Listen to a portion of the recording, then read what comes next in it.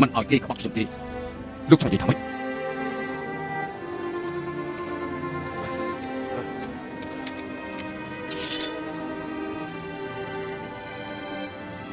ខ្ញុំសុខចិត្តក្បត់មនុស្សក្នុងលោកតែមិនឲ្យមនុស្សក្នុងលោកក្បត់នឹងខ្ញុំទេ《三国演义》目前已经拍摄过半，不过剧中演员的造型一直。រឿងសាមកុកឬក៏មានឈ្មោះដើមថារឿងអាណាចក្រទាំង3ឬក៏ Three Kingdom គឺជារឿងភាគទូរទស្សន៍ដ៏ល្បីល្បាញបំផុតមួយរបស់ចិនដែលតាមការពិតរឿងនេះធ្លាប់ត្រូវបានគេផលិតរួចម្ដងមកហើយគឺនៅក្នុងអំឡុងឆ្នាំ1994ដែលយើងស្គាល់ជាទូទៅថារឿងសាមកុកឆ្នាំ1994និងដែលត្រូវបានគេយកមកផលិតសារជាថ្មីម្ដងទៀតហើយដែលវាបានក្លាយជារឿងដែលល្បីសុសសាយខ្លាំងបំផុតដែលត្រូវបានគេស្គាល់ថារឿងសាមកុកផលិតឆ្នាំ2010វាល្បីដោយសារតែការឆាយវាយដ៏ច្រើនមហិមាសម្រាប់ការផលិតតួអង្គសំខាន់មានប្រមាណជាជិត 1000 នាក់ហើយពេលវេលានៅក្នុងការផលិតទៀតសោតនោះគឺស៊ីពេកច្រើនរាប់សិបឆ្នាំមែនទែនទម្រាំទៅថតចប់សពគ្រប់ដូច្នេះនៅក្នុងវីដេអូ podcast មួយនេះយើងនឹងទៅសិក្សាឲ្យបានលម្អិតថាតើហេតុអ្វីបានជាខ្សែរឿងភាគសង្គ្រាមមួយនេះមានឥទ្ធិពលនិងភាពល្បីល្បាញខ្លាំងដល់ថ្នាក់នេះ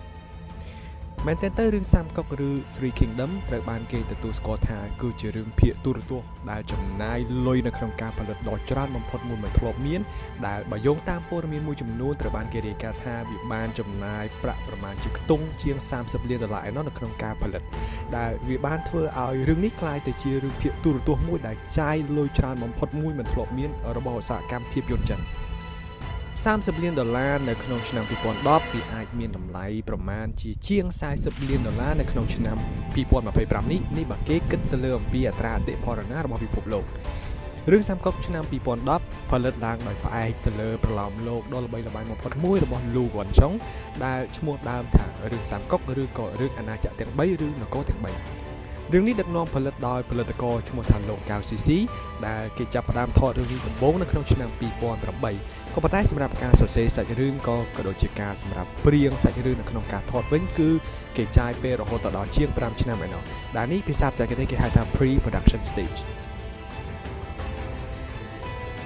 រឿងសាមកុកនេះទៀតសោតមានទាំងអស់ចំនួន94ភាគដែលភាគច្រើននិយាយអំពីខ្សែជីវិតនៃការធ្វើសង្គ្រាមរបស់បុគ្គលល្បីៗដែលយើងបានស្គាល់ខ្លះៗរួចមកហើយដូចជាឆាវឆាវលាវប៉ៃស៊ុនឈៀននិងតួអង្គផ្សេងៗទៀតដូចជាជូកលៀងនិងស៊ឺម៉ាអ៊ីជាដើមមកដល់ត្រង់ចំណុចនេះប្រហែលជាយើងទាំងអស់គ្នាចង់ដឹងកាន់តែខ្លាំងថែមទៀតថាតើអ្វីដែលធ្វើឲ្យរឿងស៊េរីឆ្នាំ2010នេះអស្ចារ្យជាង version ឆ្នាំ1994ទី1គឺភាពប្រកបនិយមបើយើងបានទស្សនារឿងនេះយើងប្រកាសជាបានឃើញថានៅគ្រប់សមរភូមិប្រយុទ្ធគ្នាគ្រប់ទីកន្លែងដែលគេជ្រើសរើសយកមកក្នុងការថតគ្រប់កងទ័ពទាំងអស់គឺមើលទៅមានភាពដូចជាពិតមែនទែនហើយចំណុចទាំងអស់នេះក៏យើងមិនអាចភ្លេចសរសើរមិនបានទេទៅលើបច្ចេកទេសថតនិងការចាប់ប្លង់ថតរបស់អ្នកផលិតករទី2គឺបុគ្គលិកលក្ខណៈនៃតួអង្គយើងមើលឃើញថាតួអង្គនីមួយៗមានភាពលេចធ្លោផ្សេងៗគ្នាដែលមែនទែនទៅឆ្នាំ2010នេះគេផលិតឡើងដោយផ្ដោតទៅលើសំខាន់នោះគឺទៅលើផ្នត់គំនិតនិងបុគ្គលិកលក្ខណៈរបស់តួអង្គមានន័យថាភាពយន្តនេះធ្វើឲ្យយើងយល់ភ្លាមថាតើមនុស្សនេះមានលក្ខណៈនិងចិត្តគំនិតយ៉ាងម៉េចគិតលឿនគិតច្រេមច្រំច្រើនឬក៏ប្រកែសម្រាប់ចិត្តមិនចេះខុសជាឧទាហរណ៍បើយើងមើលទៅលើឈ្មោះឆាវឆាវយើងប្រកាសជានឹកឃើញភ្លាមៗថាឆាវឆាវជាមនុស្សដែលមានចរិតវាងវៃមានប្រាជ្ញាចេះបត់បែននិងសមជាអ្នកនយោបាយមួយដ៏លេចធ្លោហើយបើយើងបានស្ដាប់សម្ដីដែលគាត់និយាយប្រាប់ឈិនកងទៀតនោះសុខចិត្តក្បត់មនុស្សនៅក្នុងលោកដោយមិនឲ្យមនុស្សក្នុងលោកក្បត់គាត់នោះឡើយនោះយើងនឹងអាចយល់បានថាតើគាត់ជាមនុស្សម្នាក់ដែលចង់នៅក្រោមគេឬក៏ចង់ធ្វើជាអ្នកដឹកនាំគេចំណែកលាវប៉ៃវិញសាច់រឿងធ្វើឲ្យយើងមើលឃើញថាគាត់ជាមនុស្សម្នាក់ដែលមានគុណធម៌ខ្ពស់មិនពុតបត់ដូចឆាឆានោះទេជូកលៀងវិញយើងស្ដាប់ឮឈ្មោះនេះហើយយើងនឹងដឹងថាគាត់ជាមនុស្សដែលជាអ្នកបញ្ញវន្តជាអ្នកបកកាយយុទ្ធសាស្ត្រសង្គ្រាមមួយរូបដ៏ឆ្នើមឥឡូវនេះខ្ញុំចង់នាំអ្នកទាំងអស់គ្នាទៅមើលអំពីទីតាំងថតវិញម្ដងមែនតើនៅក្នុងការផលិតរឿងនេះគឺក្រុមផលិតករបានទៅចុះទៅតាមខេត្តជាច្រើនផ្សេងៗដូចជាខេត្តហឺប៉ៃខេត្តហឺណាននិងខេត្តជឿសៀងជាដើមដើម្បីរកទីតាំងសមស្របណាមួយសម្រាប់ឈុតឆាកនៃប្រវត្តិសាស្ត្រសម្រាប់ងាយស្រួលនៅក្នុងការថតពួកគេបានសាងសង់ទីក្រុងបុរាណជាច្រើនឡើងវិញសម្រាប់ការប្រើប្រាស់ជាប្លង់ថតឧទាហរណ៍ដូចជាទីក្រុងលក់យ៉ាងនិងស៊ូឆាជាដើមដើម្បីធ្វើយ៉ាងណាឲ្យយើងជាអ្នកទស្សនាមានអារម្មណ៍ថាអូយើងកំពុងតែបានដើរនៅក្នុងកលៈទេសៈមួយនៃពេលវេលានៃចិនបុរាណពិតប្រកបដោយច្រើនដែរ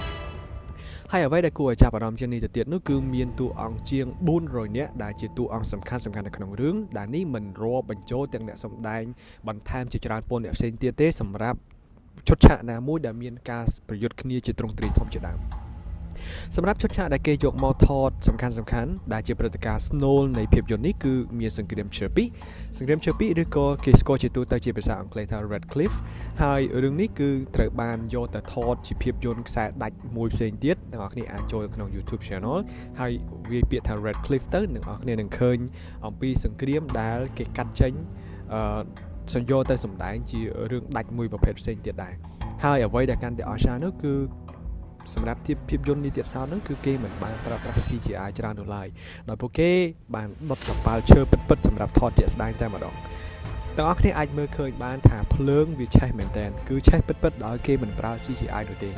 សូម្បីតែសម្លៀកបំពាក់ក៏ក្រុមរចនាសម្លៀកបំពាក់នឹងបានសិក្សាទៅតាមលំនាំសម្លៀកបំពាក់សម័យហានផងដែរដើម្បីឲ្យវាស៊ីគ្នាទៅនឹងប្រវត្តិសាស្ត្រពិតតោះឥឡូវយើងមកមើលថាឥឡូវគេផលិតរួចហើយផលិតចប់សពគ្រប់តែម្ដងអ្នកទាំងអស់គ្នាប្រកាសជាទស្សនាចង់ដឹងហើយមែនអត់ថា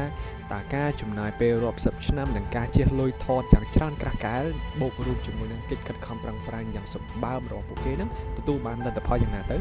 មែនហើយដូចយើងស្មានមិនខុសទេទាំងអស់គ្នានៅពេលដែលវាចេញចាក់ផ្សាយដំបូងគឺវាមានភាពល្បីល្បាញភ្លុកទឹកភ្លុកដីមែនតើរហូតដល់មានបណ្ដាប្រទេសផ្សេងទៀតទិញសិទ្ធិយកទៅចាក់ផ្សាយទៀតដែរដូចជាជប៉ុនកូរ៉េវៀតណាមថៃនិងម៉ាឡេស៊ីជាដើម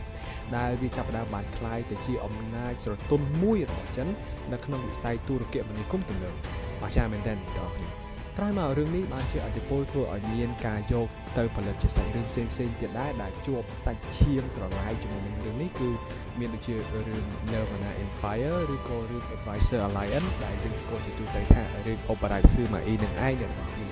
យ៉ាងណាមិញនៅពេលដែលបានទស្សនាចប់សាច់រឿងនេះបានបន្សល់ទុកនៅចម្ងល់មួយសម្រាប់អ្នកទស្សនាទាំងអស់គ្នាគិតពិចារណានោះថាតើនរណាគឺជាវីរបុរសពិតប្រាកដនៅក្នុងសម័យសាមកុកនេះ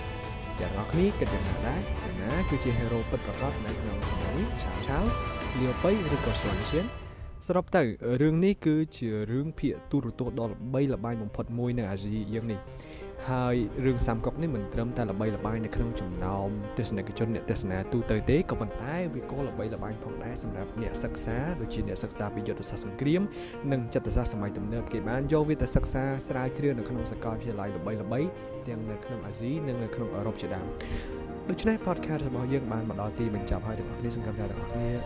ពេញចិត្តនៅក្នុងវីដេអូ podcast មួយនេះយើងនឹងជួបគ្នាទៀតនៅវីដេអូក្រោយ